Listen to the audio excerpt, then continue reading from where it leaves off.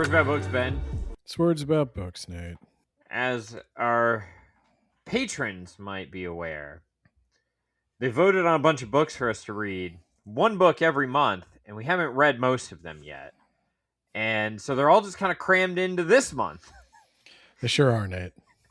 They sure are. oh man. Do we have a lineup for you this month? I need to start taking a firmer hand in the polls. Small Gods by Terry Pratchett. I have a confession.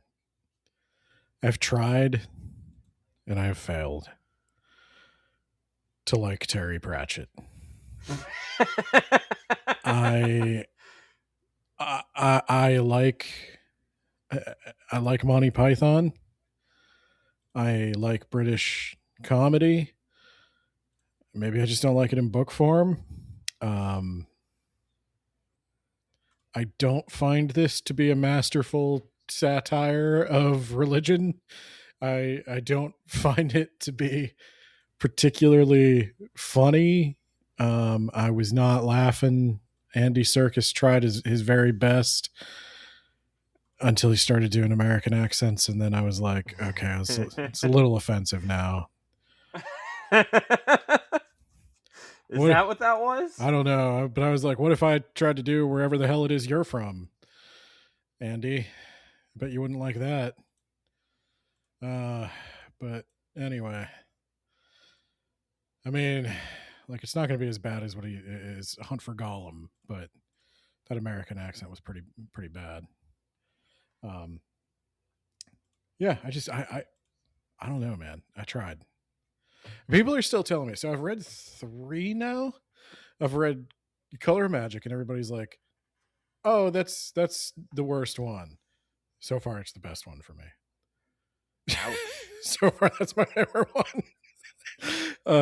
We read Sorcery. Yeah. Couldn't tell you anything that happened in Sorcery. The kid was like a sorcerer. He was the seventh son of the seventh son. He was the 8th son of the 8th son of the 7th son of the 7th son, and he was the source of magic. And then the protagonist was a doofy idiot. Oh, was he not the protagonist? I don't remember anything that happened in Sorcery. No, the kid was not the protagonist. He's being used by his grandfather, who put his soul inside the staff, and death couldn't get him, so there had to be a loophole. And the kid threw his staff away, and the grandfather was got by death, and then the magic went back to normal. Okay. I don't know why it went back to normal. So now I've read Small Gods, and... No, but the main character is not someone who is important or in any way powerful. It's a doofy guy. So in circumstances that are beyond his control or understanding, that he's in way over his head, and he's got to doof his way out of it. So I don't know. Do you want to jump right in? Do you like it? No. No. Okay. I told you, I went to the gym. I was listening to an audiobook. I left the gym. I looked down, and I was on chapter 20, and I was like, did I have a stroke? How did 20 chapters fly by, and we're just sitting around this fucking temple talking to a turtle who says he's God. Well, so are the chapters for 20 chapters? Are the chapters only a thing in the audiobook? They must be. Did you read the original? No, you listen to Andy Serkis. I assume that these were just no, they 3 or 4 page chapters. That wouldn't make any sense. Maybe they are. I don't know. For me, I'm like, I looked up, I literally just Googled, am I the only one who doesn't think Terry Pratchett's funny? And okay, Google's listening to me. No, Small Gods does not have chapters. Oh, okay. Yeah. Okay. That must just be a well, whoever did the audiobook, you did a bad job at dividing this into chapters. I was going to say that struck me like an audiobook only thing. When you get a 2-minute chapter or a 3-minute chapter, that's but no, my thing was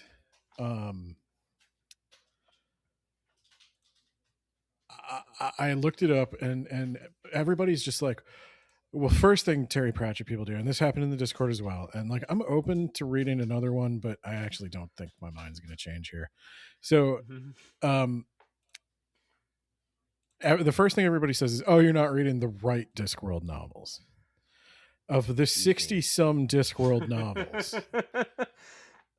you're just not reading the right ones. We started where he told us to start, which was sorcery. I started with sorcery, which was somebody recommended.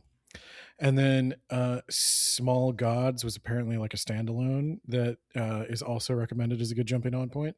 So I've tried where it actually starts, the recommended starting point, a secondary recommended starting point.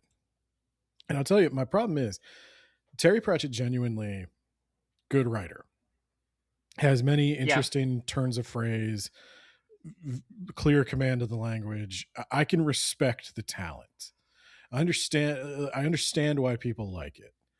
But I'm telling you, man, as I'm reading these jokes, like 1 out of every 10 hits, and they don't stop coming, and I'm just like, they don't stop coming. Head to the rules, and I hit the ground running. And that's the kind of joke that we laugh at. So you can probably see why it's not working. Where were all the Smash Mouth references? No. Yeah. It's kind of music. It's kind of music. Smash Mouth's first. I maintain Fushimang was a good album. That sounds like some sort of slur for Chinese people or something. It's fuck you, man. But they said Fushimang as the name of the album, and they got away with it. Oh, I see. It's got the the Scott Hall, the Razor Ramon. He's doing the accent. Yeah. And... I think it was more supposed to be they're drunk than they're making fun of people of Asian descent. But I admittedly only think that because he drank himself to death. But damn, son. I don't even. I'm trying to think. Sorry, it was 12 chapters in, because my third note here is, holy fuck, this is 12 chapters in. What happened? Did I stroke out? So I'll tell you exactly what it feels like to me. Okay. So, I don't know, have you ever played Dragon Quest? Dragon Quest? No. Okay. That's with the slimes? The Toriyama art. I've played Fortune Street, which has Dragon Quest characters. Yeah, so Dragon Quest... it varies how funny they try to be in the games, but the bare minimum is every monster's name is like a pun. So I was fighting a cat wizard the other night. I've been replaying Dragon Quest. That's why I'm thinking about it. I was fighting cat wizard the other night, and it's called a necromancer. Okay. And that's funny. That's a fun pun. That feels like a Terry Pratchett joke. He said necromancer, Nate. It's the Japanese word for cat, and it looks like It looks like necromancer. Yeah, it's a cat. So no, I'm following. It's a necromancer. Yeah, I get it. Well, I'm just afraid you don't appreciate humor. Is how I imagine people are going to be approaching me about this episode. Is like, I get it. He's turtle. Gods like atheists. Isn't that funny? Hate is the same. It's like a love-hate thing. And there's just so much of that. So where I was going is, here's how I play Dragon Quest. The best thing Dragon Quest ever invented was the thing where you could speed up the dialogue. And you just skip on through that. Get to the next part of the quest. Let's just assume you said some stupid shit and I'm a silent protagonist. And now I'm going to fight you. And then I do. And that's how I get through Dragon Quest. And it's a lovely experience because I don't have to listen to their puns. But Terry Pratchett, there is no quest. The story doesn't matter. Hey, he's got a quest to... First he goes to one town, then he comes back to his own town, and then a turtle falls on that guy's head and kills him. But the turtle is God. And isn't that what religion is really all about? If I have to hear about how eagles drop turtles one more fucking time.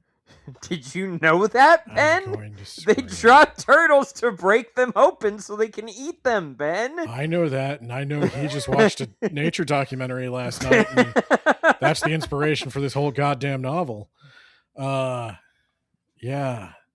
The other thing about it is, I bet this hit a lot harder in 1992. Yeah, we talked about that because, see, I'm kind of at the point where I'm tired of listening to people, especially atheists, talk about religion. I've heard it a lot, but maybe in 1992 that was a novel concept, Well, in or there wasn't 1990, as much of it. that was around the time you had like, who were the? Oh god, this is so nerdy. They called themselves George H.W. No. They called themselves like the Four Horsemen of the Apocalypse or something. They were four atheists who used to go around and debate. And I think it was Richard Dawkins. Oh god, Richard it never got Dawkins any. It never got better. We're still doing that to this day. Oh god, who's the, a lot of them were British guys. Who's the other guy? All right.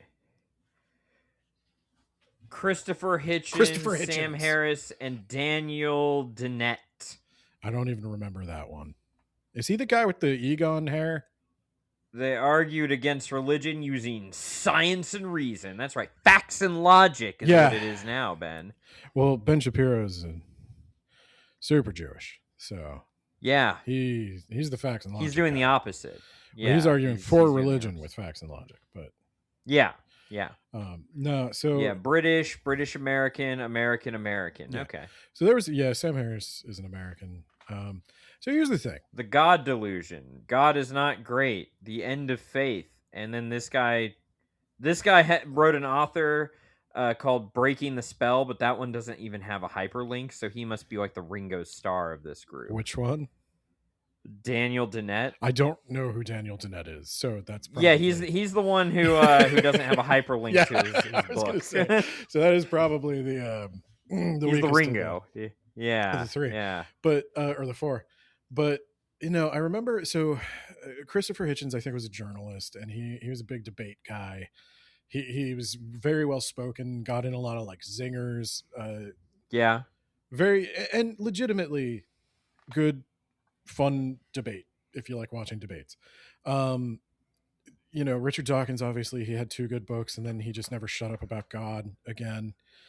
And then Sam Harris is just every once in a while he says something right, but his head is just so far up his ass. And those guys, like in the Bush years, that the first Bush or the second Bush? The second Bush. Oh my God! In the war on terrorism years, when like everybody was, he was like in many ways like the last. I know it's having a resurgence now, but I feel like that was the real like last gasp of that old Christianity that everybody goes to church Christianity. Yeah. Because you were when we were talking about this privately, you even mentioned like the big controversy with The Simpsons was not that they didn't go to church, but that Homer and Bart openly did not like church. Yes, and that was controversial in 1992. That was the controversy.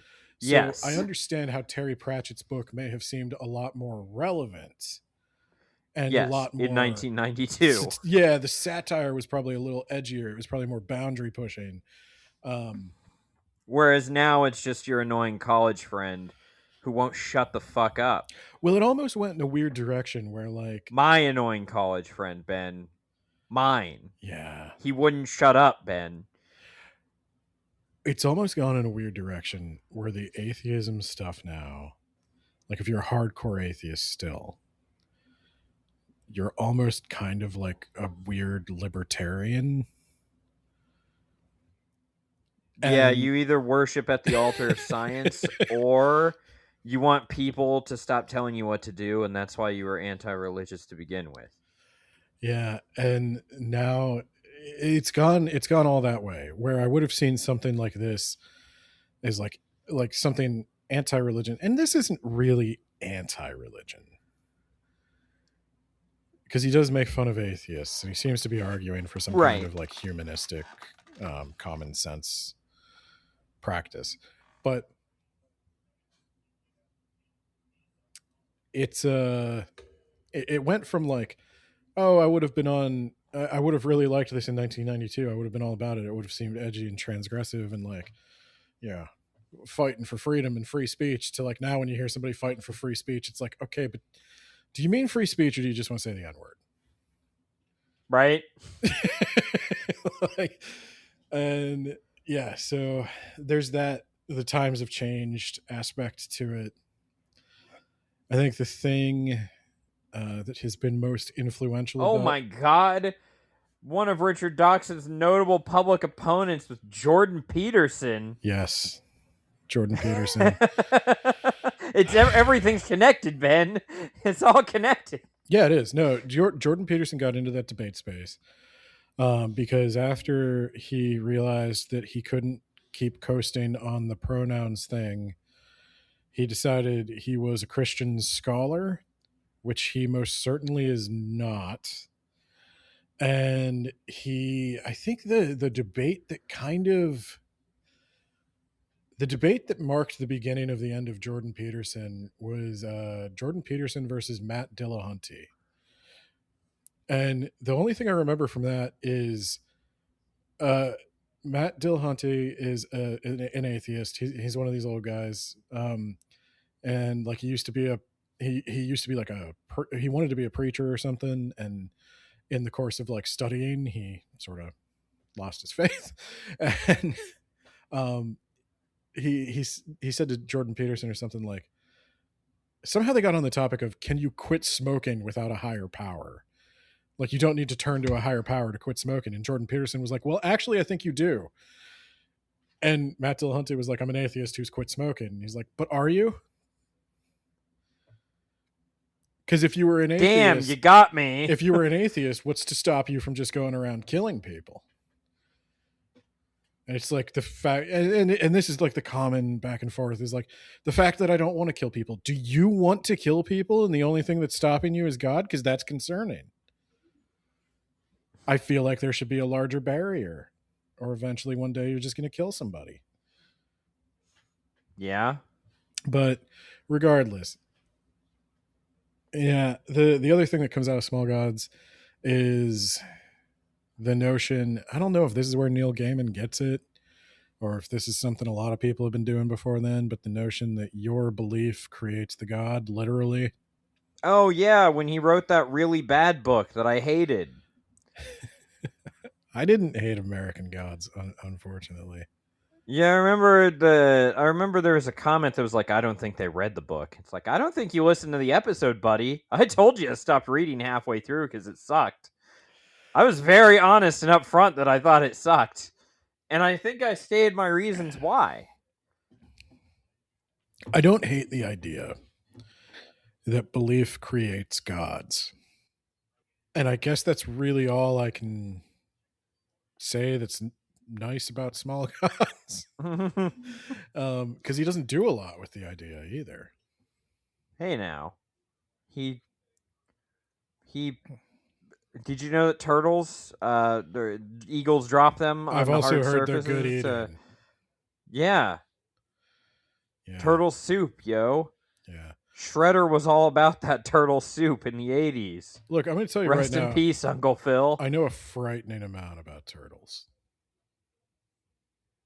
You don't want to go down this road with me. I know that they kept trying to bring them back to let the British scientists sample them, but they never managed to get a tortoise back because the sailors kept eating them because they were so delicious. I know that fact. What? It is apparently... What about them is so delicious? Okay. Is it the texture or... So it is apparently a thing that part of the reason Galapagos tortoises are so depleted is sailors would just like stop by islands and scoop up tortoises because they don't move very fast. You don't need to feed them like ever, essentially. And you could just crack one open and eat it whenever you need it. And they don't move. Like they don't move around on the ship. So they would just scoop up a bunch of tortoises and they ate them. And apparently every part of the tortoise is delicious. They talk about like Jesus drinking the Christ. blood.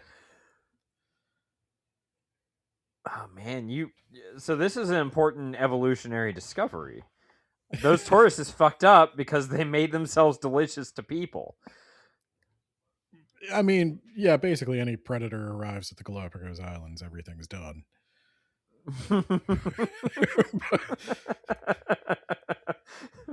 Yeah, no, apparently they kept saying like the scientists back in Britain wanted them to bring them a tortoise, and they're like, yeah, we'll definitely bring you one this time. And they grabbed a bunch of tortoises, and like the first 2 times they just, none of the tortoises made it back. They're like, you can have the shells. There are really big turtles over there, but like, God, they're good. So yeah, I know the turtle lore. Rich fat reserves, sweet herbivore diet, and buttery meat texture. God damn, that sounds delicious.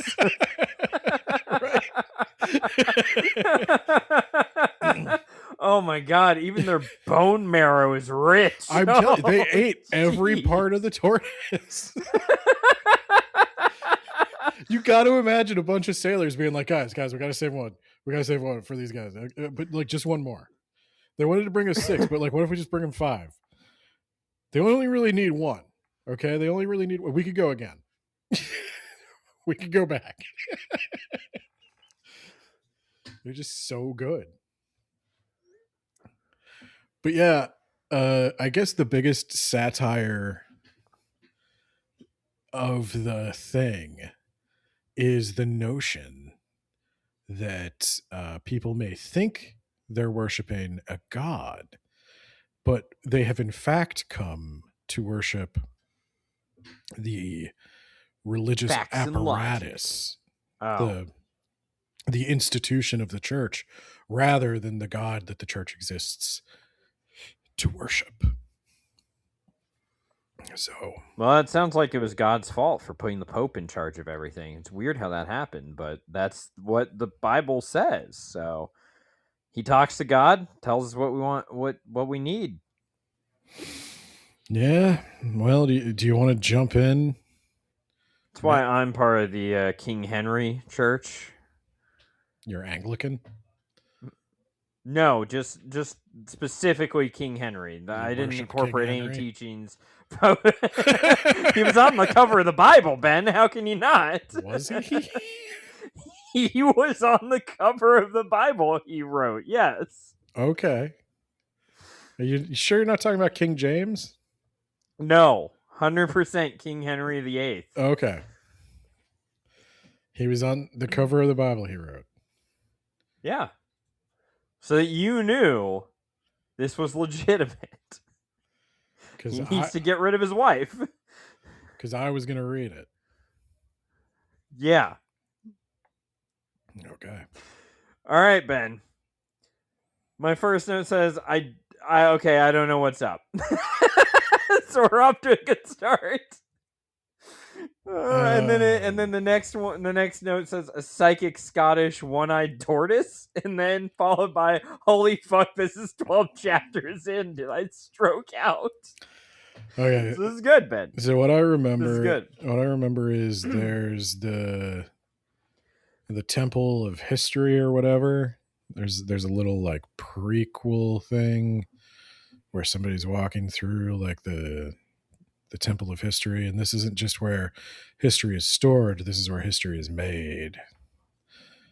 And one of the monks is writing out the history, and like as they write it, it happens, and we fade into. Oh, this is the epilogue as well. So yeah. I must have had a stroke and missed that at the beginning. Or maybe this is why I wrote, I have no idea what the fuck is going on, because you started with that. It's that Dragon Quest. It has nothing to do with the story. It's that Dragon Quest thing. You just start just hold down the button. And the dialogue starts going by faster. But yes, it's very funny. Lots of things are said in a very unexpected. You see, you'd expect history to be people writing down what's already happening, but these people do things a little different. They write history And then it happens. And so there's a religious kingdom called Omnia. They worship the great god Om. And I don't know if it starts off. I think there's a lot about how eagles drop tortoises. Yeah, did you know that they do that? I've Because heard tortoises are apparently delicious.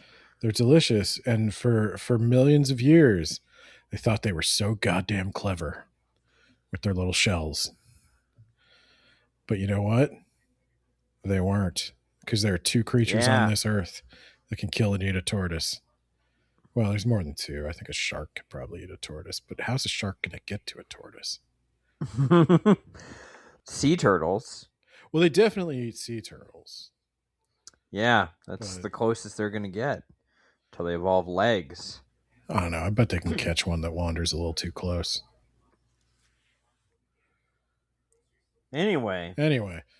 It's just thinking about that sweet tortoise flesh.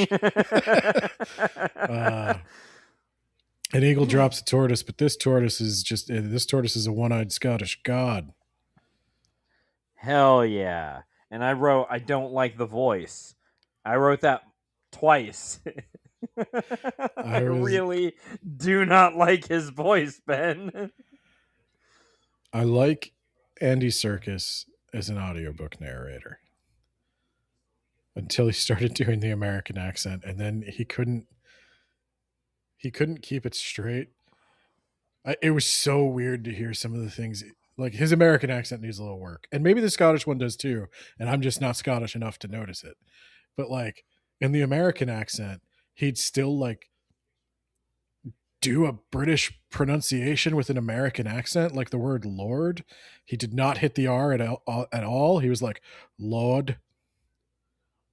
And I'm like, was that Boston? What was that? I'm walking here. That's New York. You are the same to me. The whole East Coast. I sound exactly like Matt Damon. So yeah, this turtle Our gets age dropped. of bronze is over. God. So this turtle's dropped, but it's not dropped on a heavy rock, Ben. It's dropped in a garden, so it survives. And it's talking telepathically, but only one guy can hear that turtle. Brother! He's cool under pressure and always in control. He's one brother who works undercover. I had to check because I thought he was brother. There's absolutely no difference in the way Andy Serkis pronounces brother and brother. Brother. Because he does not hit the R because he is British. No, he's not British. He's he's a Kiwi, isn't he? They're all the same to me. One of the Commonwealth nations. So, yeah. Brother is a doofy idiot, but he has an eidetic memory. His grandma was a devout believer of Om and was maybe a bit of an abuser. Just this tiny bit. And he became a devout follower of Om himself because he had to, or he'd be, beaten. And that's how he became the only true believer of Om still alive, because he's the only one who can hear this turtle talking to him, wondering why he's a turtle and not a giant bull. Because you see, Ben, the time of the eighth prophet is nigh, and Om was supposed to come down to Earth, or I guess Discworld, whatever, come down to Disc and get his eighth prophet, reveal his majesty, and whatever. Gonna update some of the tenants. We're doing Taco Tuesdays now. Yeah. Unfortunately, only this idiot can can hear him, and he doesn't believe that it's but eventually, and boy, am I really stretching that eventually, he will come to believe that this is It takes him a real long time, and eventually has to summon a tiny lightning bolt to singe his eyebrow for him to finally believe. I don't know if I can properly convey to you how long it felt in real time to listen to this guy think that this was not and then go report to the other priests like I'm hearing voices, and then for them to like let's send this turtle to the chef. That's good eating. And then like and then he's hearing the voices again, and finally he reunites with the turtle, and he's like, "You're not a god. A god wouldn't become a turtle. That's ridiculous." And then he's like, "Well, yeah, I don't know what happened, but zap." And he's like, "Oh my god, you are a god. You're my god. Oh god, my god." Meanwhile, Ben, we've got a guy with the blackest of black eyes. Just super black. You think there's white in his eyes, but you're wrong. It's just all black. And is it Vorbis or Forbis? Is it a V or an F? Okay. Vor, like the fetish. Like Vor. Yeah. Yeah, okay, we're on the same page. V is in Vor.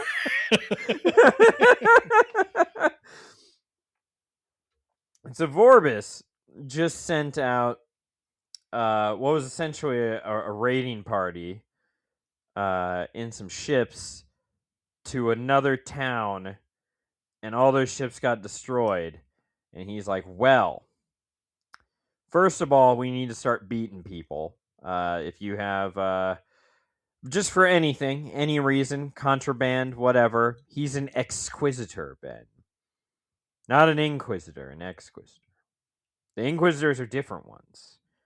Yeah. Anyway, he's almost certainly going to be the next prophet just any day now. As soon as God shows up, it's prophet time. Anyway, we've got to deal with these non-believers. So how about we send a peace party? Only it's not a peace party. It's a violence party. And we fuck them all up and kill everyone and take over their city. How about that? How about that, guys? Am I right? Yeah. Well, except he's not that. Up. Yeah, he's not. He's setting up a lot of things. He's going to cross this. Because he's gonna frame the city for killing an envoy.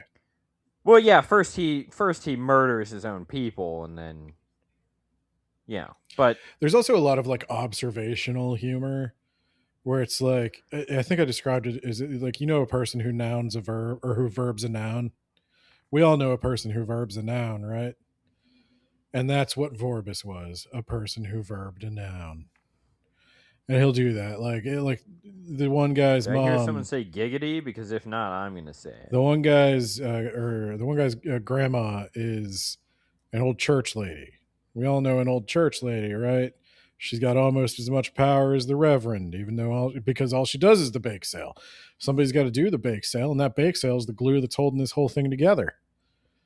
And even the pastor has to bow down. And Vorbis, we all know a guy like Vorbis, because these guys all have office mugs that all say like "World's Greatest Dad," and they all exchange pictures from their vacations and wish each other well, and it's just basically a normal office environment. But then after they leave the break room, they're actually torturers, and that is just how it is, isn't it? That's the banality of evil. Isn't that always the way that like the worst like things come out of people who don't even think they're doing anything? They just think they're doing their job. It's like, well, yeah, I guess that's insightful. Okay. It was one of those things where it's like there's definitely some moments in the book where this is where I'm telling you, like, there's nothing worse than humor that doesn't land, especially in a book. I'm struggling with fucking reading.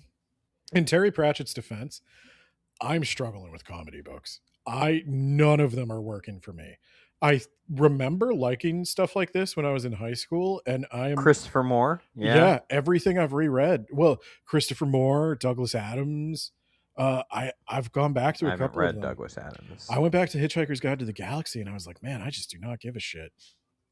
Like, there's these moments where they're like, I could just imagine the guy who's writing it being so proud of himself, and that takes me out of it completely.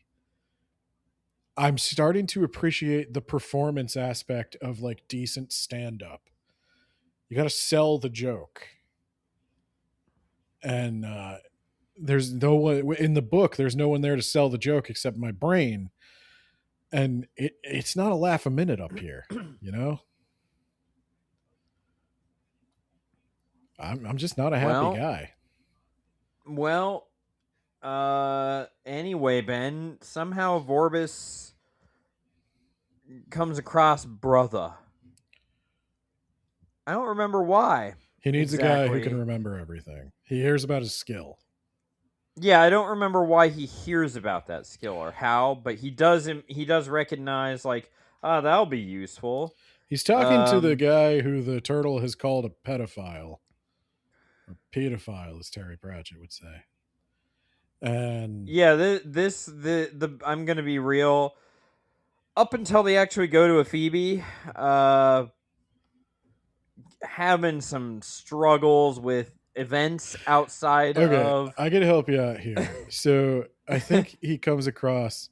He's walking through the dorms. I'm not sure if he's looking. Or he's walking through whatever part of the compound brother's on, and brother. All I think of is undercover brother. Once you've had undercover brother, there is no other. He sees a man like rolling around in the melons, yelling at a turtle, and he asks the keeper of the boys, like, "What's that guy? He's a little old to be an initiate, isn't he?" And he's like, "Yeah, that's brother. He's not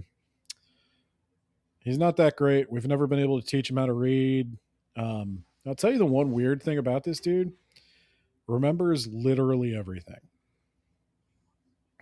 And yeah, that's a theme on Words About Books. So many eidetic memory people. I don't know. Like, why? I don't understand why. Shy said something to me the other day about eidetic memory. And she I think she was asking me, she's like, what does eidetic memory mean? Is that the one where you can remember everything? And I was like, why?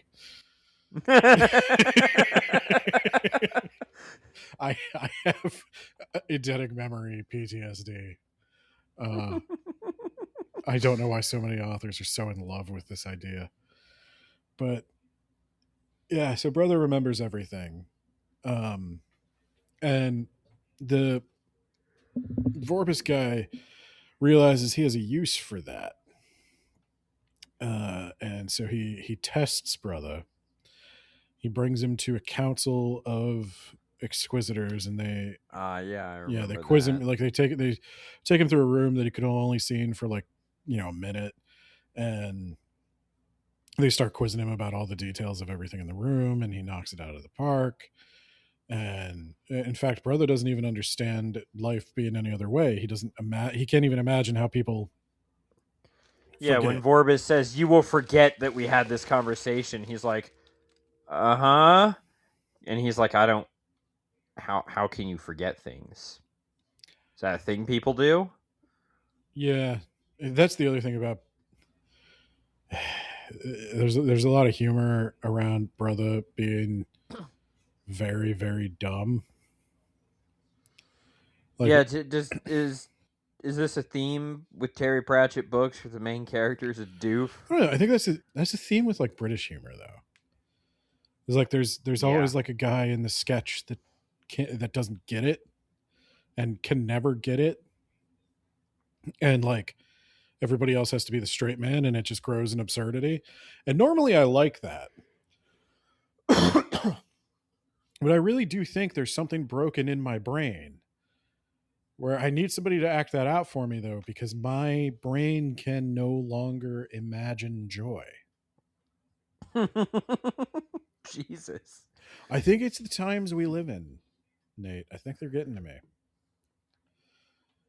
I think maybe I should read some like German or Russian humor.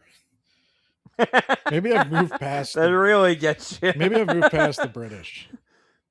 There's a joke from you've probably never seen the movie The Two Popes, but there's a joke where the Pope who covered up for all the pedophiles tells a joke, and the other guy's like, I don't get it. He's like, it's a German joke. It doesn't have to be funny. And I was like, yeah, that makes sense to me. I would read your book. I mean, the actor, not the... Anyway, we're going to go to...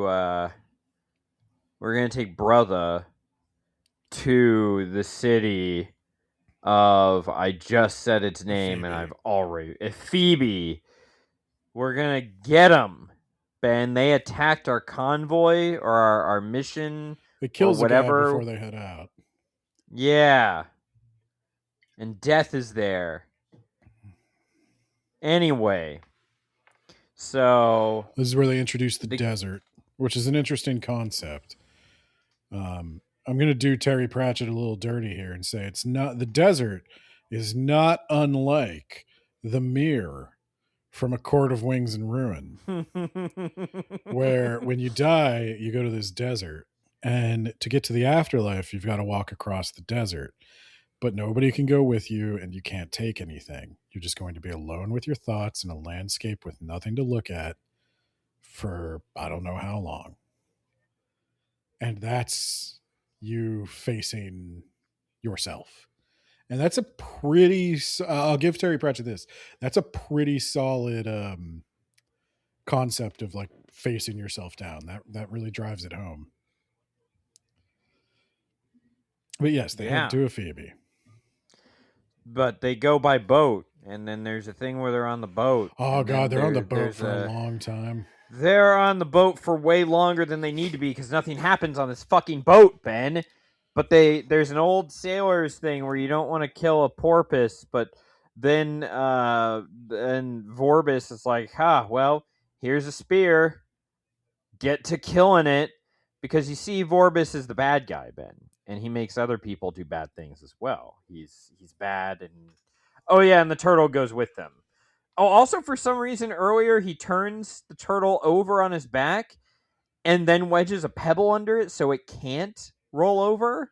He puts it in the sun. He's a sadist. He's just being a dick. Yeah. Anyway, so. They're on this boat for a real long time, for a really long time.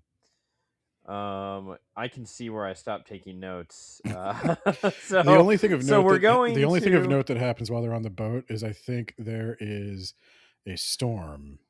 The Sea Queen. And as a turtle needs to make a deal with the Sea Queen to get them out of this storm, and she's like, well, there's going to be a price to be named later, and he's like, yeah, whatever, I'll pay it.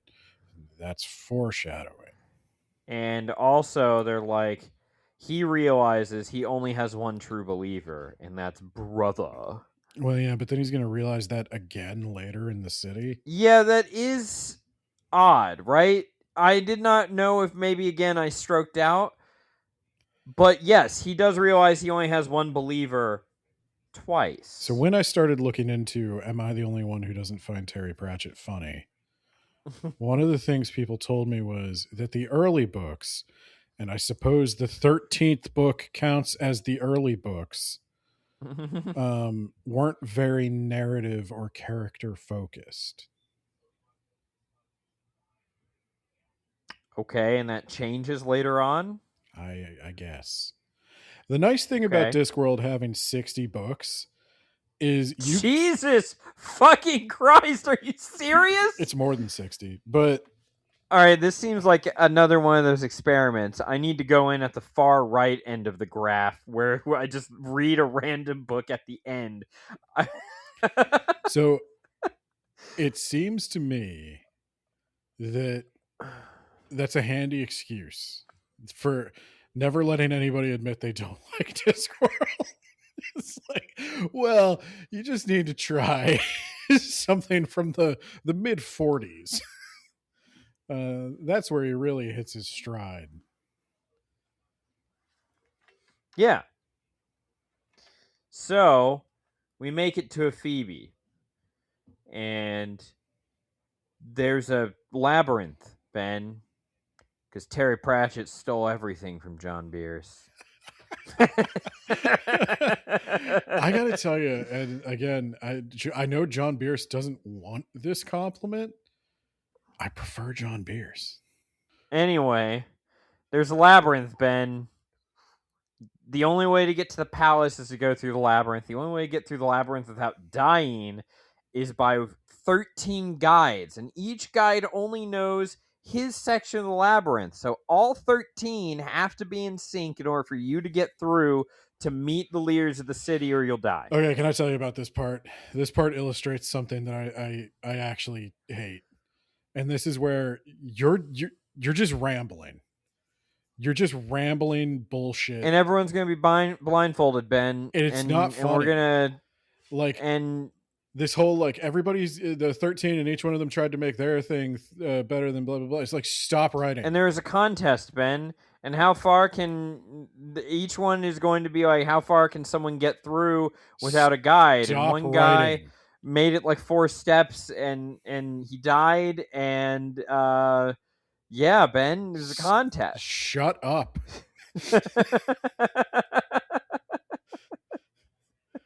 Get to the point. So now we're going to meet the tyrant, and the tyrant is a guy who is elected, and he's going to make everything better, but of course he never makes anything better. Am I right, Ben? Yes. These are observations that no one else has ever made about the nature of democracy. And we all vote for a guy, and then we all hate him, and then we all vote for another guy, and we hate him. And we call him the tyrant, even though we vote for him. And then there's a lot of cracks about Athens, and there's an Odyssey reference where the one philosopher talks about the wine dark sea. I got that. I'm well read now. There's just a lot of this rambling. Oh yeah, I stopped taking a lot of notes. There was a part where they go to a bar. I didn't even put that in my notes. So what happens is they meet the tyrant, and he's like, "Well, Vorbis, here is the surrender. You guys surrendering." And he's like, "Surrender? You attacked our ships." He's like, "Yeah. Well, first of all, I'll fuck attack you. him Second again." of all, yeah, and if you don't surrender, we're gonna raid your trade. We used mirrors." Because we all know that ancient Greek thing with Archimedes, right? With the mirror towers, and they burn the Roman ships, and yeah. A lot of jokes about philosophers. I enjoyed that. So that's what we're doing. And then Vorbis is like, "All right, brother. This whole time he's been like, observe this and let me know what the signal is, and because there's someone out in the desert sending them a signal, and they're like, that's their army. Spoilers, Ben. So in the meantime, Vorbis is like, okay, we're gonna talk over shit. Let's meet tomorrow. And then he goes to a bar and he meets Didactyles, and they talk, and there's stuff about philosophers, and he's like, everyone knows gods are just an outdated whatever by idiots, and then someone gets blown up except for their sandals. Or no, that's what normally happens. But this guy, he keeps mocking gods, but only gods that are not near him. And then he thinks of another god that could be offended by it, and he and then he's like, wait a minute, does anyone know there's not like a glacier nearby? All right, yeah. So the god of glaciers is a little bitch. Did it get colder in here? And it's funny because he just keeps talking, Ben. Every time he says gods are an outdated belief system, and a god gets angry, he apologizes and talks about a different god rule of threes. Who does this guy think he rule is? Rule of threes. The narrator? You do 3 and you fucking move on. It went on forever, Ben. I know. He didn't shut the fuck up ever, and he's not even an important character. I don't even think this is an important city. No. Okay, so then there's Vorbis is like, Oh, I was gonna say there's a lot of jokes about philosophy, like the philosophers sell people philosophies, like Uh, it's and always darkest slaves before the dawn. slaves are going to they want the act of slavery to continue so that one day they can be free so they can own slaves. No, I legit. So you're describing that a little wrong. So what happens is one of the things he hears, a brother hears about the Ephebians, is that they keep slaves. And it's like, oh, how barbaric. And he goes and he talks to one of these slaves. And the slave is basically allowed to escape for 2 weeks per year. So he gets a 2 week vacation every year and he gets weekends off. And after 4 years, it's an indentured servitude thing. Like after 4 years, he'll work his way out of his contract and then he can own slaves. And it's this whole system. And it turns out that being a slave in Ephebia, this is the joke, I think, is that being a slave in Ephebia is better than being a free man in Omnia, where you Yeah. don't get days off. You can never take a vacation. I got that, Ben, and I was like, ha ha. What a funny joke. I was like, was that a joke, Ben? I don't know. It's not the kind of joke an American can make. Yeah. I feel like the British were there too, though. I was going to say, we learned it from watching you, Dad. I don't know that I'd make a lot of even kind of pro-slavery jokes, but that's I don't like many, hilarious, Ben. like 1 out of every 10 jokes, or like 9 out of every 10 jokes, I should say, it didn't land. Yeah. 1 out of every 10 so then he goes gets back me. in. So I don't even remember why he goes to this bar in the first place. Other than wants we him to introduced research didactyls. gods. Oh, that's right. Wants to be. Wants to know the thing he already knows, that he needs followers to become powerful, and he's only got one of those, and he will die if the religion is gone. What happens if the religion is revived? Do we just make a new or does he come back to life, Ben? Well, you know what happens because it happens. Does it? Doesn't die. No, he gets all his powers back. Yeah, but what if brother died, the religion died, and then later on someone revives the religion? In American Gods, it's a different guy. Yeah, maybe that's what it is. But that was Neil Gaiman. Neil Babysitter Fucker Gaiman. And this you gotta say one thing. Pratchett. You gotta say one thing for Terry Pratchett. Man seems just like a genuinely good guy who never hurt anyone. And though I'm not in love with the writing, that has to make him number amongst some of the best authors out there.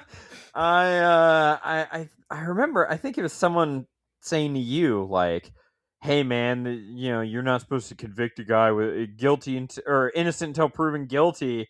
And the response there is like, he admitted it. Yeah, he admitted it, number one. And number two, we're not putting him in jail. We're just saying we don't like the guy. What I'm saying is, I even said in the episode, right? Because I did say this, I replied to that comment. Because I was like, I said in the episode, I'm not saying Neil Gaiman committed a crime, but the stuff he admits to doing, though he says it was consensual and she says it was not, even if it were, it's not appropriate. There's a power dynamic. Yeah, weird. You shouldn't, as a 60-year-old man, have intercourse with your 20-year-old employee. I mean, that might be okay in the eyes of the king. You don't even need to put the age in there. It's the fact that she's your employee that's the problem. But there's the law of common decency, and that's the one you fucked up. And maybe the law of the king. I don't know. But well, we'll talk more about that when we get to Artemis in 2 weeks. Oh boy. Anyway, Ben, so we're talking about Vorbis uses brother to leave the labyrinth, and then leak because brother remembers all the steps. They blindfold him when they go in. Yeah. So he uses. Yeah, he remembers everything. And what would have happened if he didn't have brother? They would have just been fucked, I guess. Thankfully, he found that out. before he launched this plan. Anyway, they go in through the labyrinth. They overthrow the tyrant. But is it really us who's the tyrant, Ben? I mean, because we elected this guy. And then Vorbis is like, I'm ruler now. I rule Phoebe. This is now part of Omnia. We're going to start by burning down that library and killing all your philosophers who disagree. Didactylos. I think it's Didactylus. Didactylus. You wrote this thing about how we're not on a round object, which is ridiculous, that we're not on a sphere flying through space, but in fact on a disc, on a turtle. I don't think he mentions the elephants. I think it's just a disc on a turtle flying through space. And he's like, well, I'll refute that. But then he beans him in the head with a book and runs away. I think he just walks out. You're right. He walks out and then he throws something at his head. So what he says is that they're like, did you write this treatise that says the world is round and that it orbits the sun? He's like, I did. But, you've presented me with compelling new evidence. I think I will write a new book. Or no, he wrote a book. He wrote a book that is round. Yeah. He wrote a book that's disc. I'm sorry. A turtle. Yeah, I'm sorry. The philosopher has correctly diagnosed that we are on a disc on the back of a turtle, and the absurd notion, because it's funny, the absurd notion is that it's all spheres orbiting a sun. And that's what the Omnian Church preaches. And that's a little shot at the flat earthers, 6,000 year biblical literalists. Yeah, so he does throw something at his head. Pretty sure. He walks out and he's like, I'm going to go write a new book about how we're totally just on a sphere. And then he throws something at his head. And that's why Vorbis is like, all right, kill that guy and burn down the library. And Brother finds him first. Well, also a sergeant who believes in the disc. Because there's a subplot, Ben, where this guy, he's tired of the Omnian teachings and he hates religion. And so he's going to believe in the turtle. And eventually Didactylus is like, doesn't matter if you believe in the turtle. It just is. He's trying to explain to all these people who want to believe because they hate their God and religion, but they're starting a new religion based on this science, Ben. And it goes somewhere, Ben. If you will. It's not that absurd. I'm pretty sure that story goes nowhere. What story? The one with the sergeant. They eventually just join up at the end. Yeah. They ruin Vorbis's coronation. But before we ruin that, Brother is gonna read every book in this library that's about to be burned down because he's gonna look can at encode it in his brain. Yeah, he's gonna look at them. He can't read, but he's gonna look at all the stuff. And then apparently you said a space bear or something shows up and just takes all the shit anyway. It's an ape librarian from the Magic Library. I know that from the Color of Magic.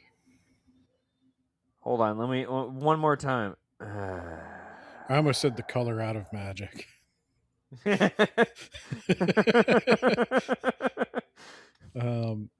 I mean, it's all very like lol random, like. Well, this was back in '92 where lol random wasn't played out and annoying. I wonder if that's my problem. Because so many people insist this is funny.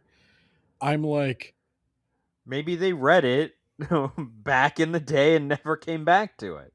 I'm like, man, so many people insist. Yeah, it even says in this this part of the book. Completely unrelated to the story, the librarian of the Unseen University travels through L space to rescue several of the abandoned scrolls. Even this is acknowledging that is unimportant. I just don't. I have never differed from the mainstream so much as I Well, you just need do. to read another 10 to 15 books, Ben. I've never differed from the mainstream so much as I do, in my opinion, that Terry Pratchett just isn't that funny. I must be wrong. I don't know. Anyway, we're going to get on a steam-powered boat. Me and the sergeant and Didactyles and Didactyles' assistant and the turtle. We're going to flee. And then Vorbis goes after them. And then the Sea Queen comes back and destroys the boat they're on. And they end up in the desert. And they've got to go back through the desert, and he finds Vorbis, and he's like, I'm carrying him back. Vorbis is catatonic. I'm carrying him back. We can't just leave him here to die. And is like, yeah, you can. And he's like, no. You can't just let people die, You think it's weird that this... Maybe it's not weird. I mean, maybe there's like an Old Testament and a New Testament to Omnianism, because like...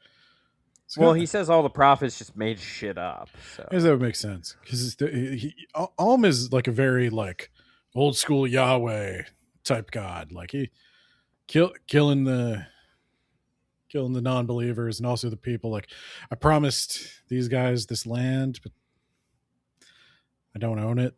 So what I'm actually going to help you do is take it. And then in a couple thousand years, I'll tell you about how much I love you.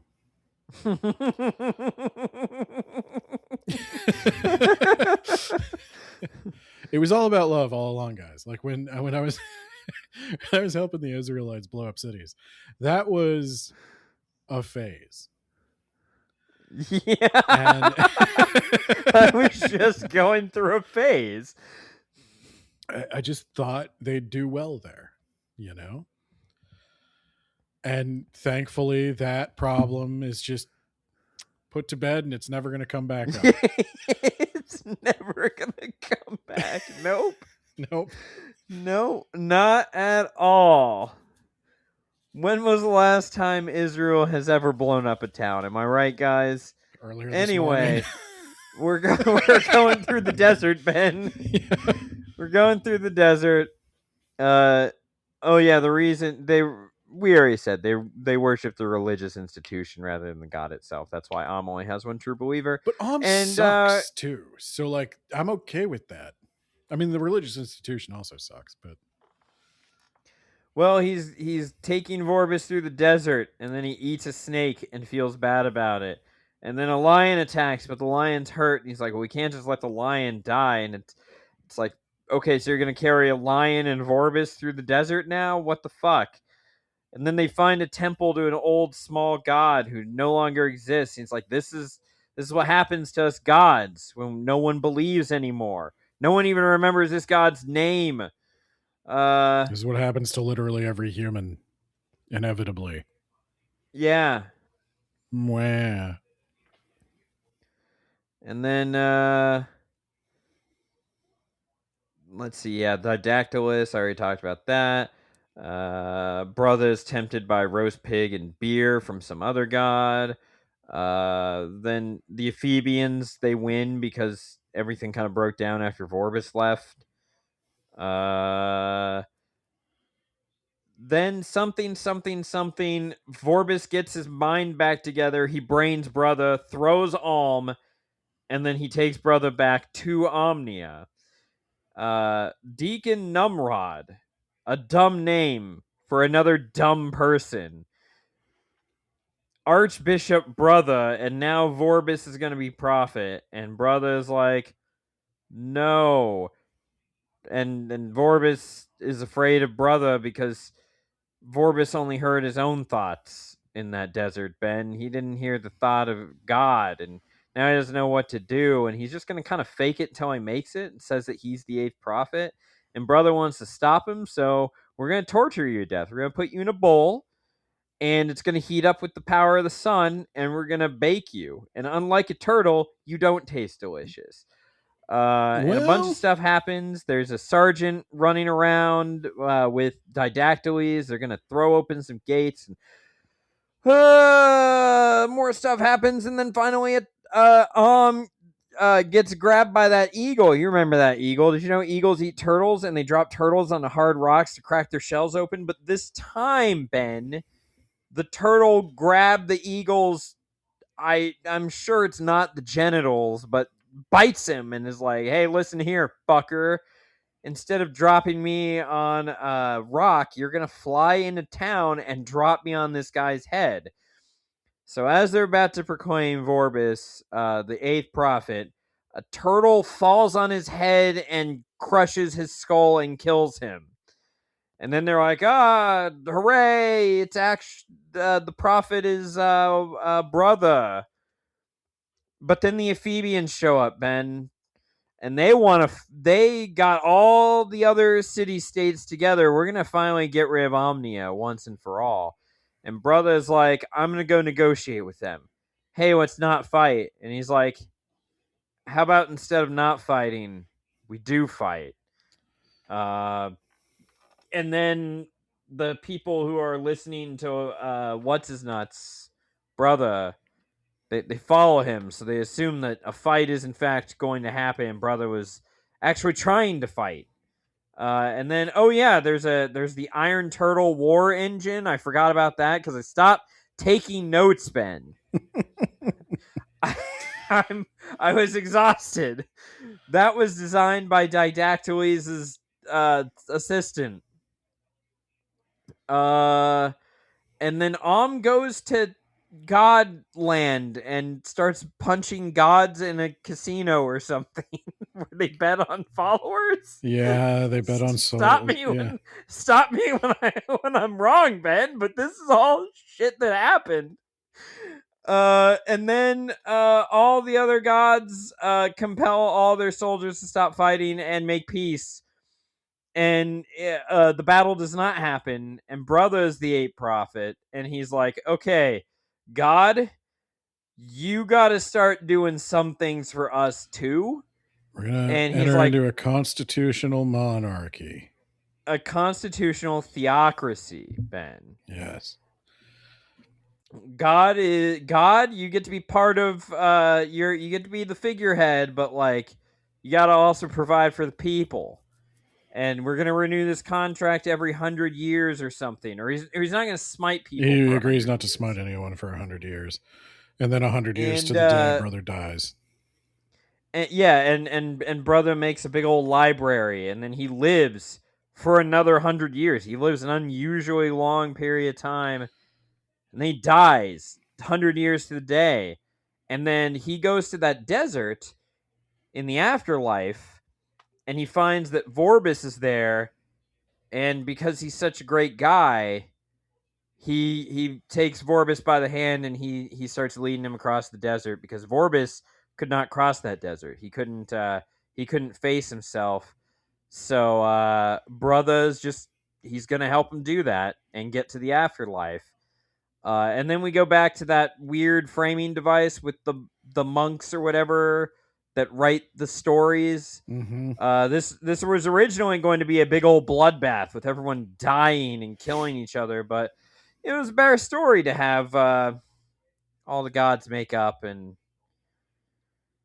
some other stuff. The war engine. That war engine was super important, Ben.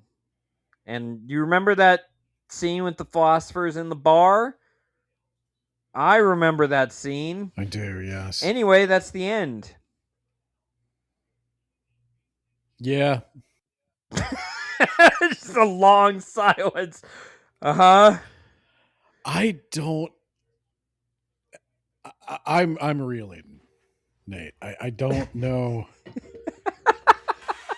As I read it back, I think it's not just the fact that I'm tired of hearing atheists talk about religion because I don't care. Like, you can just not believe, that's fine. I don't care. But maybe stop talking. So I'm like tired of listening. there's an atheist British atheist comedian I kind of like, and I Tim Minchin, and he actually played Judas in Jesus Christ Superstar and did quite well. I It's not that but even that humor, I find some of his old acts um take it like played in 2026 where it's just like I don't know, like it was like you were going up against this big mainstream cultural force, but these days I really do think the most poignant thing I can say about sorcery, the one bit of satire that 100% holds up, is the idea that the people fell in love with the institutions and the religious leaders more than the genuine God itself. Because Did you realize that you said sorcery and not small gods? I did not. Sorry, small gods. But I would say that is still. What, you don't think that the mega church of Jesus Christ isn't? You don't think that guy who said that God said he needed a new jet, so let's all pitch in so that I can buy a jet? 100%. You don't think that guy actually cares about religion and saving your soul? No, I don't. I'm 100% certain he does not. Yeah, fuck that guy. Joel Olstein, I think, is who you're talking about. But no, it is that old thing. Like if Jesus came down today and he told you to stop deporting immigrants and Donald Trump shouldn't be president, you'd crucify him all over again. Yeah. So yeah, that criticism remains of people not following their faith or not genuinely being interested in living according to their principles, but rather adjusting their faith to match whatever their principles happen to be. So that's still a genuine, valid criticism, but there's no story. It's not character driven, really. Like brother kind of develops a character, brother, but Vorbis doesn't have much of a character. He's just a sadist, and everybody else is just a joke and not a particularly funny joke. And there's so much of the book where it's just self-satisfied, smug ramblings. I'm sorry. Like how dare you, Ben? I know that Terry Pratchett as a human being is like one of supposedly the sweetest, nicest guys that he hasn't fucked his babysitter. That helps. Points. That helps a lot. But he seems like a really sweet, down to earth guy. But man, when he's just rambling on and on, like his every word is fucking gold about like, oh, and they're in a break room with mugs that say this and they go on vacations. And it's like, I don't know if I believe you've ever worked in an office, and I just don't care. Like, I just don't care what you have to say about it. And I don't, all these guys who like, they designed labyrinths and they designed the best labyrinths and they try to do this with labyrinths and that with labyrinths. And it's like, are you just writing to hear yourself write? I don't know what this is. It's hard not to think it's just smug. Like I don't know how I have such a different opinion from everybody else. I don't know what I'm getting wrong, but I feel like I must be getting it wrong. And I also kind of don't want to invite all of the hate that I'm going to get. But I really don't like this. Oh, do you want to rubric it? So with that in mind, let's rubric. Yeah. Yeah. Okay. Content and ideas. Do I give it a 2? I feel like I... Oh, see, I was actually pretty high for content and ideas. Yeah, I would say 3. Me personally, a 3.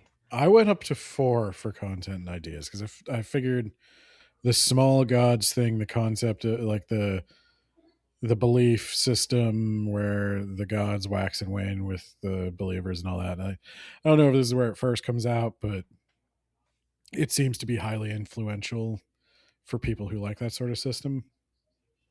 And obviously Discworld is hugely inspiring and people love it. And so they obviously, like, I get what he's putting down. He developed his ideas. I don't think there's enough of them to support a novel, but I think the ones that are there are original and developed. Where I'm punishing him is the organization. Oh yeah, 2. Which is a 2. Yeah.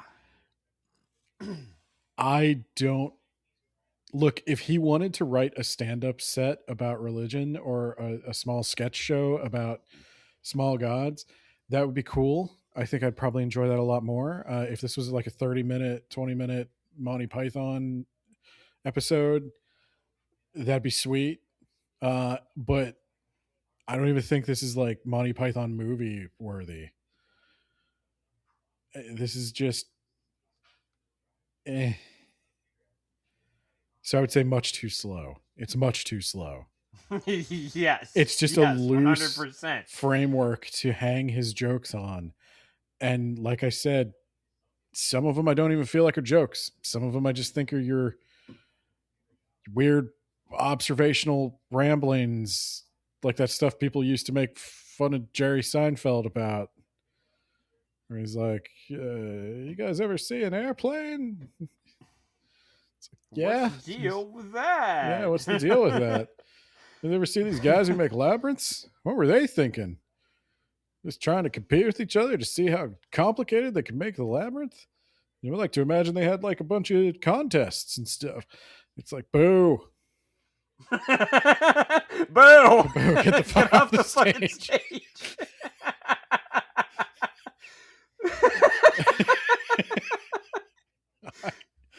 I'm sorry. This is just how I feel. This is my truth. Okay? It's just how you feel, Ben. I don't want to feel this way. I wish I liked it. I wish I had a popular opinion. It's better for the numbers. Use of language, Ben. I gave him a 4. I did give him a 4. When he does a turn of phrase, he does a really good turn of phrase. It's not all of the jokes, though. Some people act like everything he writes is gold. The gold is there, but it's not all of it. There's a short story's worth of material here. Personal preference. 2. I'm at a 2. I don't understand the appeal to others, but I understand that it does appeal to others. So I understand that I am the odd one out here. So I just liked it, but I get that you guys like it. That in mind, recommendation strength. I went with 3. I went with a 3 because I don't genre fans. I don't like.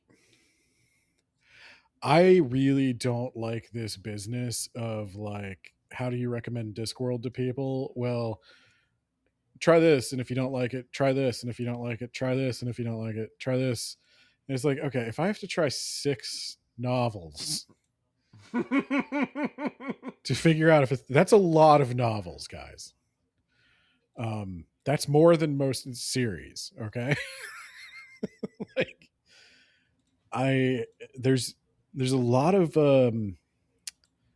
British witticisms here and not a lot of like stories. But yeah, I don't know. We'd try another one.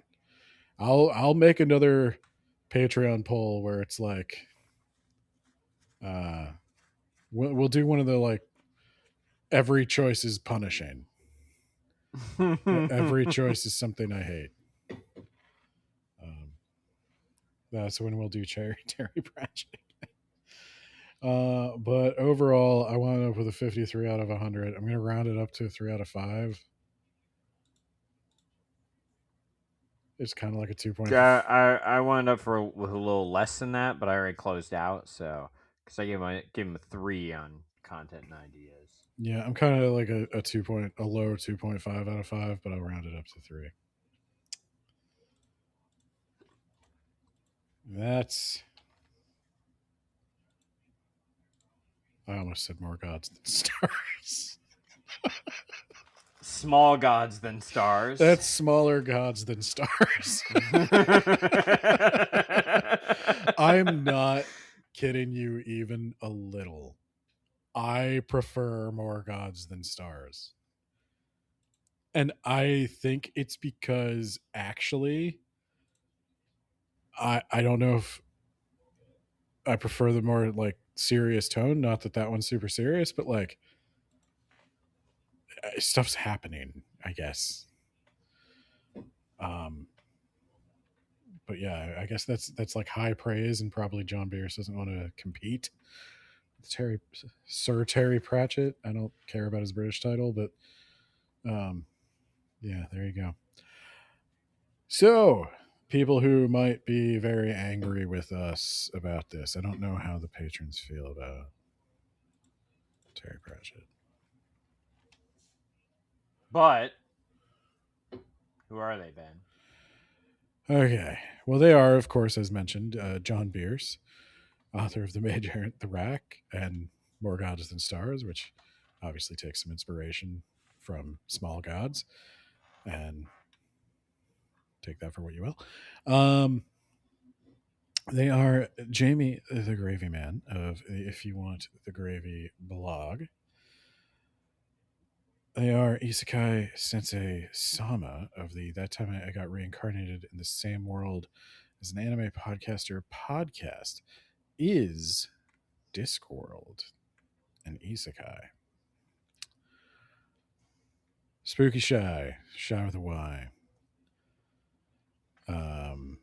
Performance will already have happened by the time this goes out, so Spooky Shy. And then with a new shout out, Jacob Lansky. He's getting carried away. Reminding y'all to eat some shit, okay? Are you Jacob Lansky? No, I added the "mk" at the end though because it feels right, you know. I'm struggling to believe this isn't just you in a wig. I've never seen someone so on the Nate wavelength. Patrons shouldn't be making him this happy.